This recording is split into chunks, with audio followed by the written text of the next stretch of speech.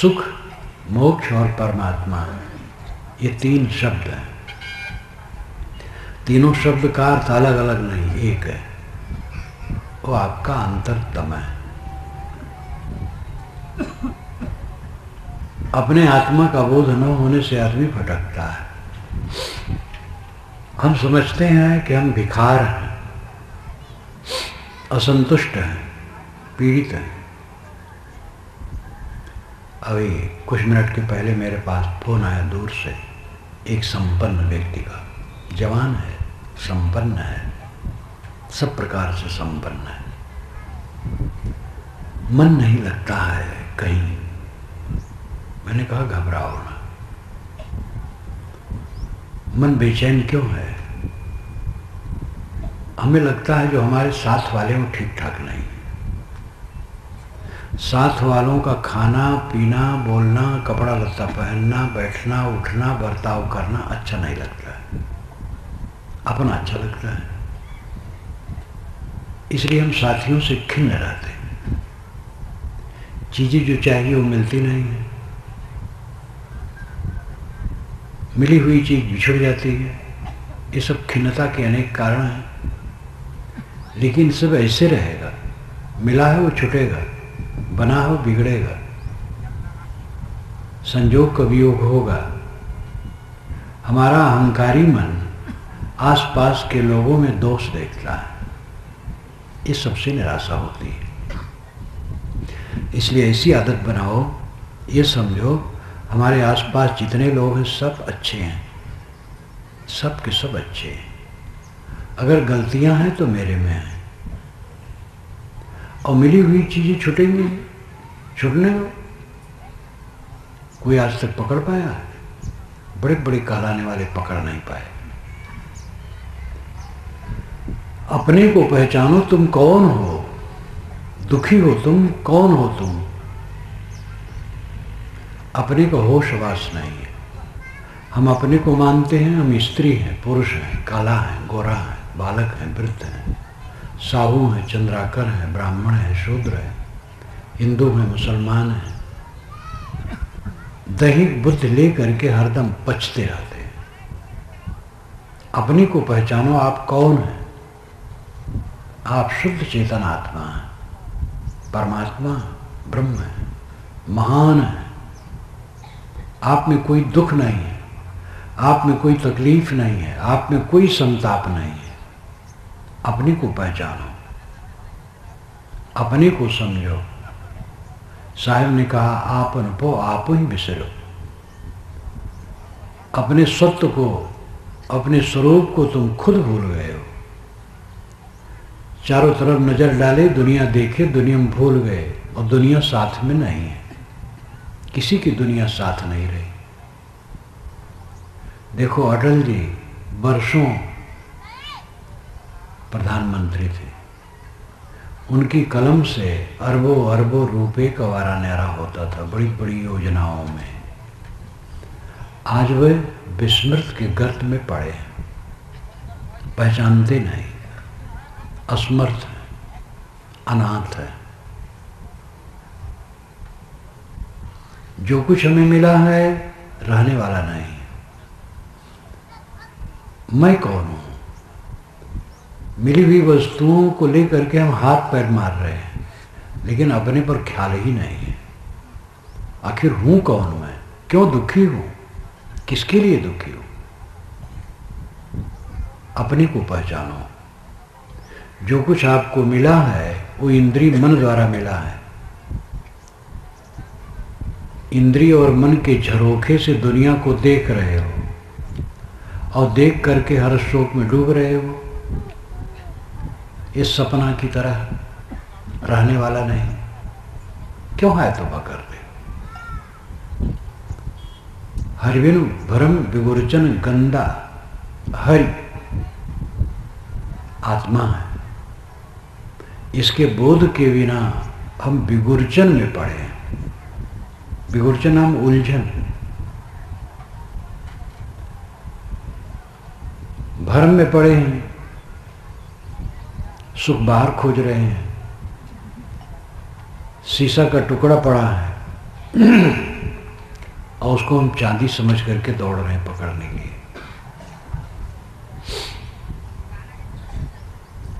और गंदगी में पड़े, इन्हीं सब के कारण से मन गंदा है। काम, क्रोध, लोभ, मोह, राग, द्वेष, यही सब विकार भरे हैं।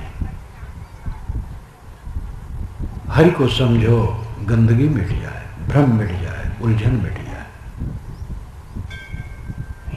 हरि परमात्मा, ब्रह्म, खुदा, गॉड, मोक्ष, निर्वाण, कल्याण, परमानंद, परम सुख, ये सब एकार्थ बोधक हैं, एक ही अर्थ के बोध देने वाले हैं। और वो आपका अस्तित्व है। अपने को पहचानो, अपने को दरिद्र न समझो, अपने को बूढ़ा जवान स्त्री पुरुष न समझो, अपने को हीन दीन मत समझो। आप महान हो। दरिद्रता इसलिए है, दुख इसलिए है कि दुनिया की उलझनों में अपने को डाल लियो। दुनिया में आए हो तो सेवा सहयोग करो, सबसे प्रेम का बर्ताव करो और अपने कल्याण का काम करो।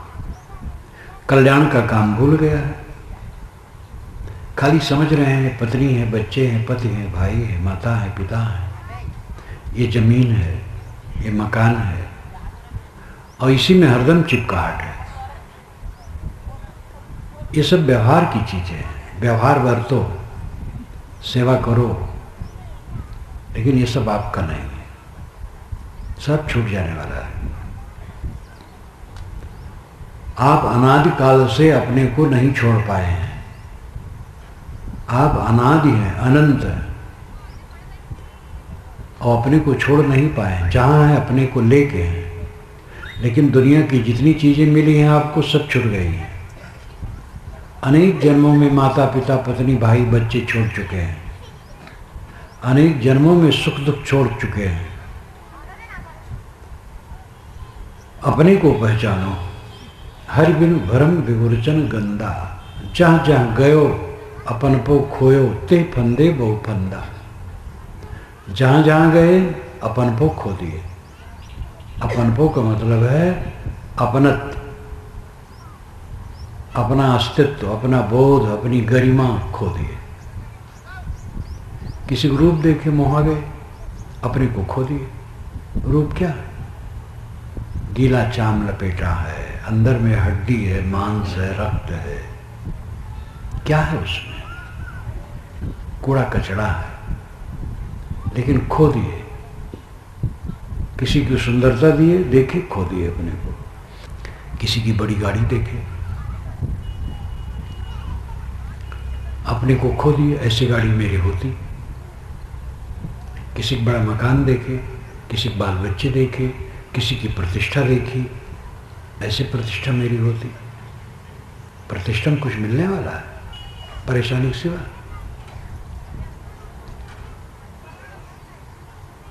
जहां जहां गयो अपन को खोयो, जहां जहां तुम गए अपने आप को खो दिए, अपने को नहीं संभाल पाए, हरदम ललचाते रहे। ललचाना अपने को खोना है, लुभाना, ललचाना अपने को खोना है और अपने को दरिद्र बनाना है। जब हम कहीं न ललचाएं, कहीं आकर्षित ना हो, कहीं न लोभ करें, तब हम बादशाह। दुनिया का बादशाह होना दिखावा है, सेवा है। एक मंत्री है, प्रधानमंत्री है, सेवा है उसकी। ऐश्वर्य दिखावा है, लेकिन जो कहीं नहीं लुभाता है वो बादशाह है। असली बादशाहत सभी प्राप्त कर सकते हैं। भारतवर्ष में 1 अरब से अधिक आदमी हैं और सब प्रधानमंत्री बनना चाहे कैसे होगा? एक ही बनेगा। और हमारे भारतवर्ष का प्रधानमंत्री ही बादशाह है देश का। तो ये बाहरी बादशाह बनना ये संभव नहीं। सबका कोई एक होगा। लेकिन आंतरिक बादशाह सब हो सकते हैं। कोई भी मनुष्य, स्त्री पुरुष, पढ़ कोई भी हो सकता है। निष्काम हुआ बादशाह हो गया। साहिब की साखी आप सुने होंगे, चाह गई चिंता मिटी मनवा बेपरवाह। जिनको कुछ नहीं चाहिए सो साहन पति साह। चाहना मिट गई, चिंता मिट गई, मन निष्फिक्र हो गया। जिनको कुछ नहीं चाहिए वो साहनपत साह है। आप कहेंगे भोजन तो चाहिए। भोजन चाहना थोड़ी पड़ता है।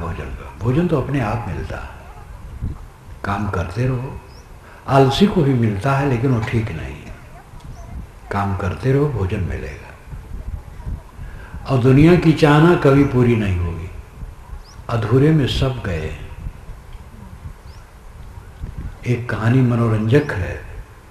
जंगल में एक महात्मा थे, कुटिया बना के रहते थे। तो एक चूहा वहाँ रहता था, खाए पिए कूदे मस्त, सुंदर तो दयालु। एक दिन बिल्ली आ गई।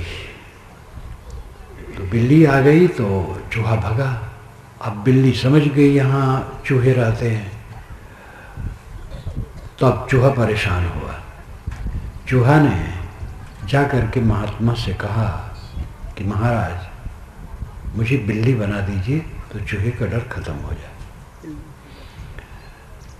तो उन्होंने बिल्ली बना दिया। अब चूहा का डर खत्म। बिल्ली का डर, हाँ बिल्ली का डर खत्म। हाँ, बिल्ली का डर खत्म। बिल्ली बन गए तो बिल्ली का डर। एक दिन गांव से कुत्ता आ गया। बिल्ली भगी। उसने कहा महात्मा जी ये कुत्ता एक नया मर्ज, आप मुझे कुत्ता बना दीजिए। तो उन्होंने कुत्ता बना दिया। अब कुत्ता का डर उसको खत्म हो गया। एक दिन जंगल में हाथी देखा मस्त घूमता। तो उसने जा करके कहा महाराज मुझे हाथी बना दीजिए तो सबका डर खत्म हो जाए। तो उन्होंने हाथी बना दिया।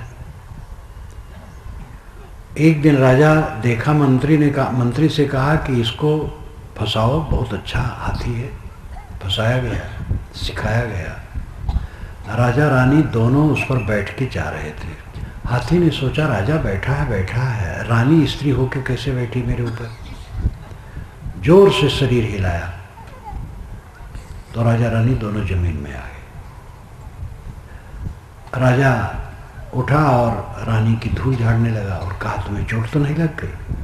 हाथी खड़ा देख रहा था। जिसकी सेवा राजा भी करे वो रानी सबसे बड़ी है।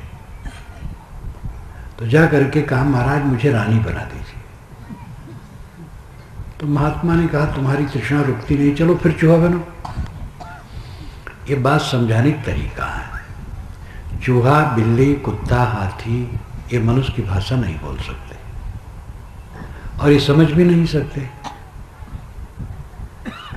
ये तो केवल कहानी है। बात समझाने का तरीका है। अर्थ है कि दुनिया की इच्छा किसी की पूरी नहीं हो सकती। ये सदैव अपूरी ही रहेगी। जहाँ जहाँ गयो अपनपो खोयो ते फंदे बहु फंदा। तुम जहाँ जहाँ गए अपनपो खो दिए। कुछ भी देखे बस मोह हो गए और अपने को छोटा बना लिए।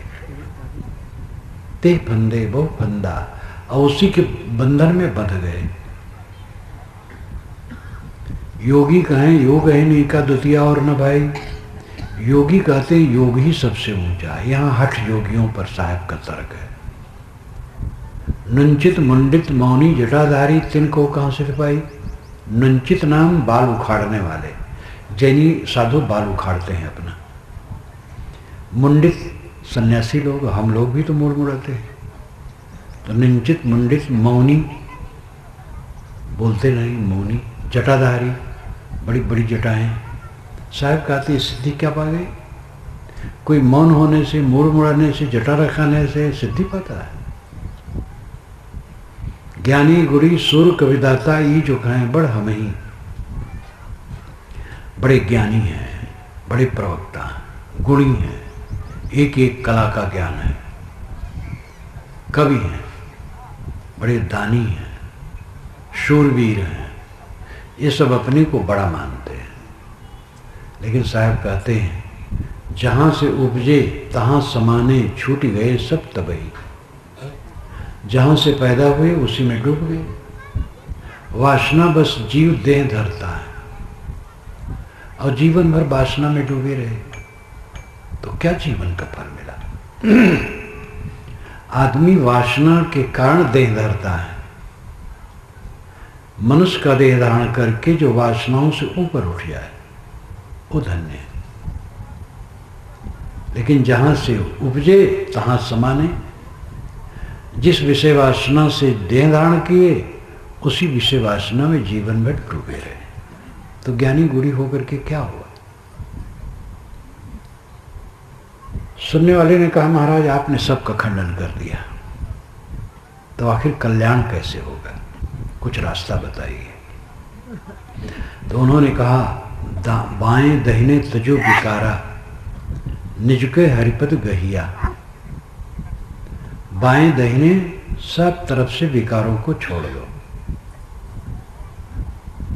निर्विकार जीवन भजनानंदी का जीवन है। भजन करते हैं, कौन नाम जपते हैं, कौन मंत्र जपते हैं, आपका विचार है।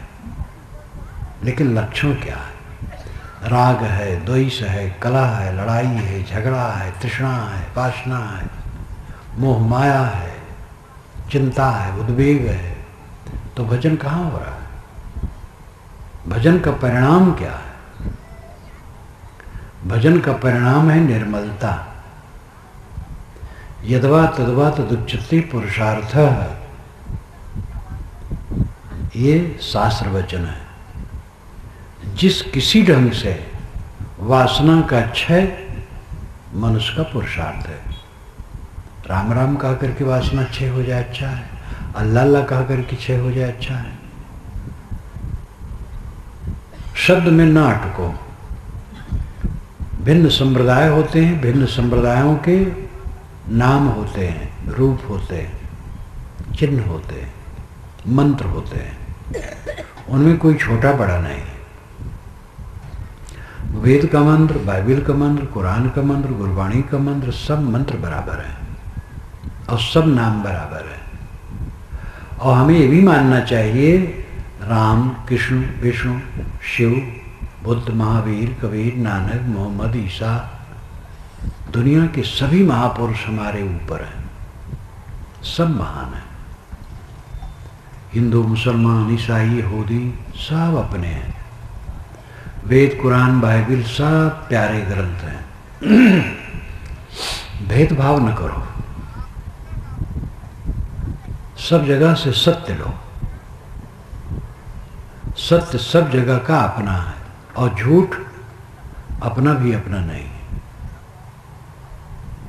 झूठ से किसी कल्याण होने वाला नहीं। सत्य में सर्वलोकी सत्य धर्म सदा सदा, सत्य मूलानि सर्वाणि सत्यानास्ति परम पदम। ये वाल्मीकि रामायण में महाराज राम ने चित्रकूट में कहा है। जब भरत मनाने गए हैं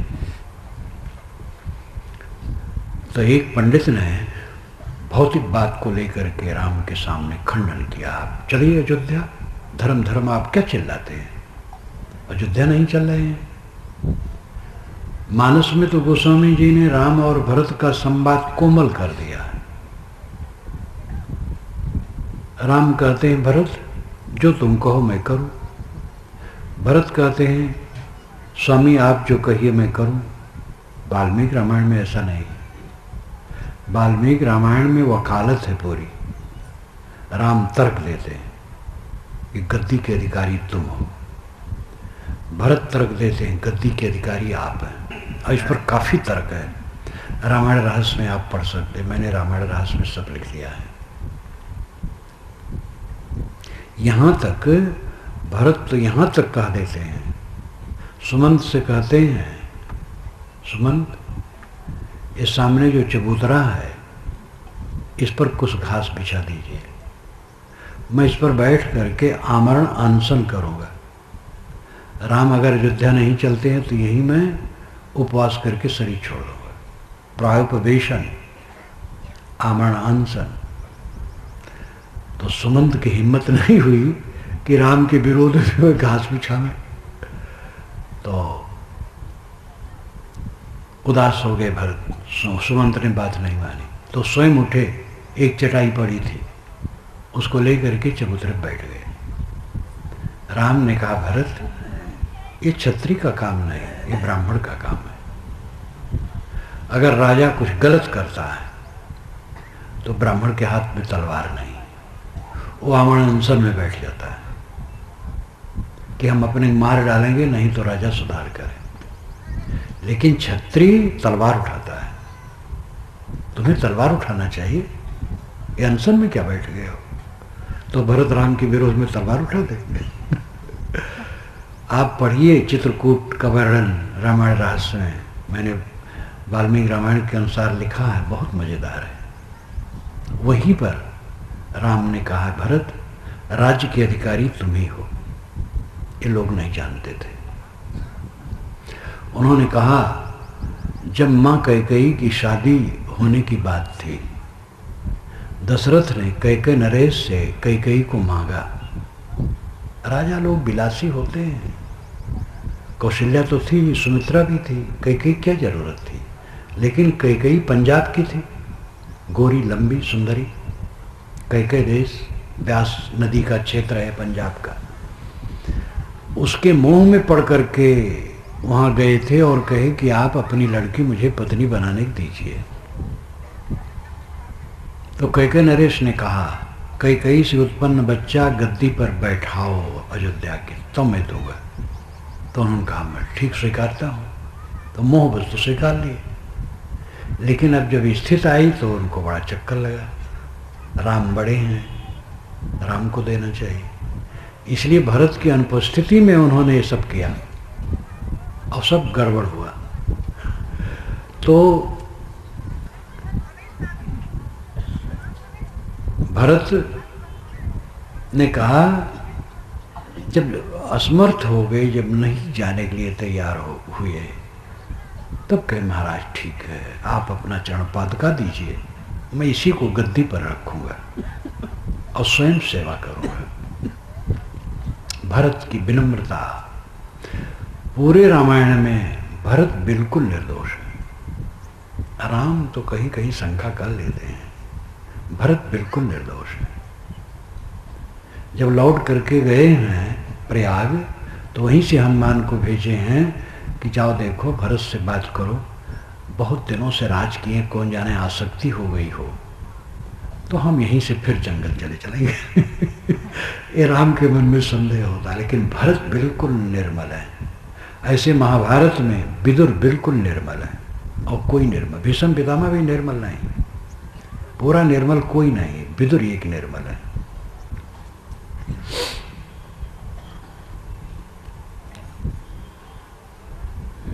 सारे विकारों का परित्याग भजन का लक्षण है, निर्विकार होना।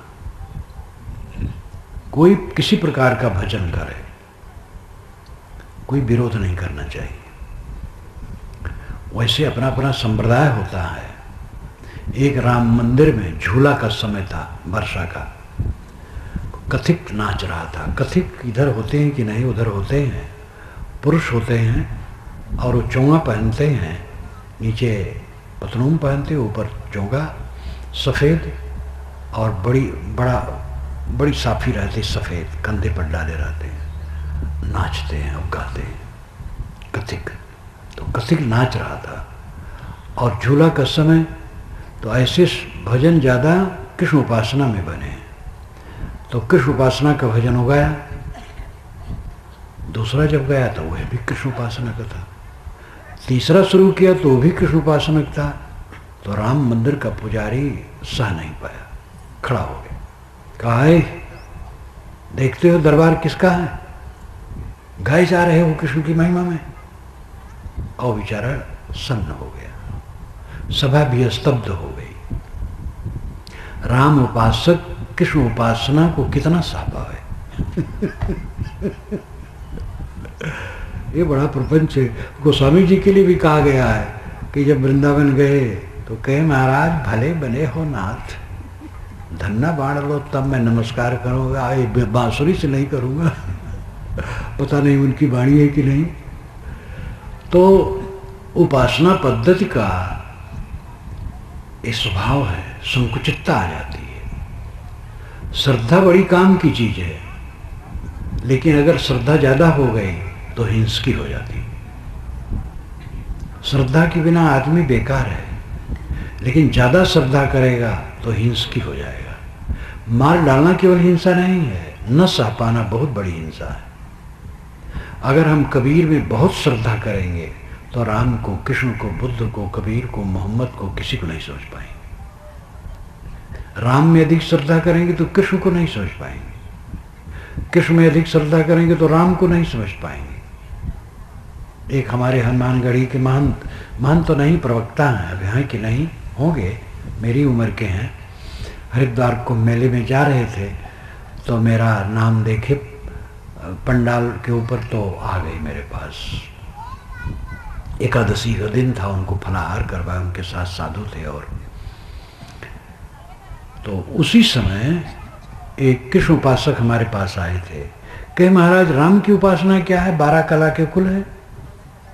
कृष्ण की उपासना 16 कला के संयुक्त है, पूरे हैं वो भगवान। तो मैंने उनसे कहा तो कहे, और बेचारे चुप हुए, कहे कृष्ण उपासक ऐसे होते हैं। फिर अपने ढंग से वो प्रतिपादन की, विद्वान थे। तो ये जो अधिक श्रद्धा है ये उलझा देती है। श्रद्धा हमारी तरल होनी चाहिए, और तरल श्रद्धा कम नहीं है। मुझे कबीर साहब के लिए कम श्रद्धा नहीं है, लेकिन मुझे वैसे ही श्रद्धा महाराज राम में, कृष्ण में, मोहम्मद में, ईसा में, सब में। श्रद्धावान बनो लेकिन जड़ न बनो। तो कोई उपासना पद्धति से आदमी चलता है, परंतु उसका फल क्या है? निर्मल मन। और निर्मल मन नहीं हुआ और कह रहे हो हमारी उपासना बड़ी, हमारी उपासना बड़ी। क्या मतलब होता है? निर्मल मन उपासना का परिणाम है, जिसमें द्वेष नहीं, ईर्षा नहीं, क्रोध नहीं, दुख नहीं, चिंता नहीं, कलह नहीं। ये अंतिम स्थित है। तो साहब कहते बाएं दाहिने तजु विकारा। बाएं दाहिने का अर्थ हुआ सब तरफ से, बाएं दाहिने, आगे पीछे, ऊपर नीचे, सब प्रकार के विकारों को छोड़ दो। और निजके हरिपद गहिया। जो हरिपद है वो निज तत्व है, आत्मा ही हरि है, आत्मा ही राम है जो अंदर में बैठा है। अस पर हृदय अक्षत अभिकारी। और अगर निज के हरिपद गहिया, सब विकारों को छोड़ करके आत्मा रूपी राम में लीन हो गए, फिर तो क्या पहुंचना, पहुंच गए। विकार छूटा, आत्मलीन हुआ, परमात्मलीन हुआ, रामलीन हुआ, एक बात है। तो किसी ने पूछा महाराज तो अनुभव कैसा होता हो? तो साहब ने कहा, कहें कबीर गूंगे गुड़ खाया, पूछे सो क्या कहिया। गूंगा गुड़ खाया तो पूछने से क्या कहेगा? गूंगा गुड़ खाएगा और पूछो कैसा लगा तो क्या कहेगा? जबान ही नहीं है। तो जो अंतिम अनुभव का विषय है ये कहा नहीं जा सकता है, इसमें रहा जा सकता है। इसके लिए साहब का एक बड़ा सुंदर दोहा है, कहा सुनी की है नहीं, देखा देखी बात, दुल्हा दुल्हन मिल गए फीकी परी बारात। ये आत्मस्थित का जो अनुभव है वो कहा सुनी की नहीं है। फिर कहा क्यों जाता है? क्योंकि उस पर ध्यान दें आप और साधना करेंगे तब अनुभव होगा।